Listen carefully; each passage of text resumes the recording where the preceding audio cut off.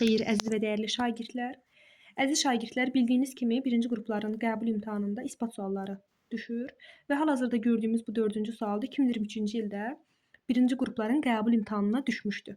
Bizə deyir ki, uşaqlar, M-in və NK-nın bərabər olduğunu isbat edin. Zaten şərtin əvvəlində də bizə deyir ki, bucağın tənbüləni üzərində götürülmüş nöqtə. Uşaqlar, bu o deməkdir ki, O-dan N-ə nədir? Tənbüləndir. O-dan N-ə tənbülən olduğunu qeyd edirik alfa-alfa. Baxın, bir şey unutmayaq. Burada avtomatik olaraq 2 dənə üçbucaq var. Onu siz görürsünüz zaten. Sizə məlumdur. Birini sarı ilə işarə edirəm, birini isə qırmızı ilə işarə edirəm. Diqqətlə qulaq asırsınız.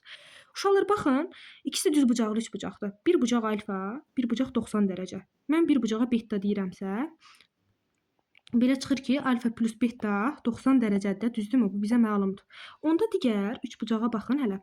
Digər üçbucaqda da uşaqlar alfa 90. Onda bu bucağa nə düşür? Avtomatik olaraq beta düşür də. Çünki axı alfa ilə betanın cəmi 90 dərəcədir. Bir bucaq da 90-dırsa, məcburiyyətdən bu bucaqda beta olacaq.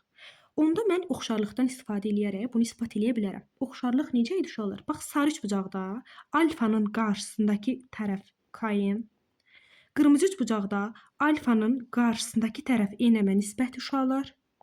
Sarı üçbucaqda betanın qarşısındakı OK-nın, qırmızı üçbucaqda betanın qarşısındakı OM-ə nisbəti, sarı üçbucaqda düz bucağın qarşısındakı ON-in, qırmızı üçbucaqda düz bucağın qarşısında ON-ə nisbəti.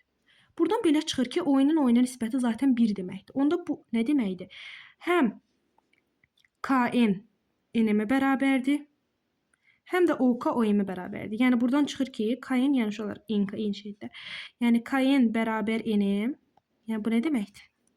M-in bərabər NK deməkdir. Bunların oxşar olduğunu nə bildik uşaqlar? Ax biz demişdik ki, ən azı 2 bucağı oxşardısa, verilmiş 3 bucağın, bu 3 bucaqlar oxşardır. Zaten biz görürük ki, 3 dənə bucağın üçü də oxşardır da. Onda oxşarlıq şərtindən istifadə edərək verilmiş sualı isbat etmək olar. Vəssalam. Və siz onu çox dəqiq yazırsınız. Bax, hamısını bu formada qeyd edirsiniz. Sonra vurğulayırsınız ki, oxşarlıq şərtindən istifadə edirik. Bucaqların nisbətlərini yazırsınız. Bucaqların daha doğrusu qarşısında olan tərəflərin nisbətlərini yazırsınız və göstərirsiniz. Nəticədə tam bal alacaqsınız. Yəni 100%. Bu qədər uşaqlar.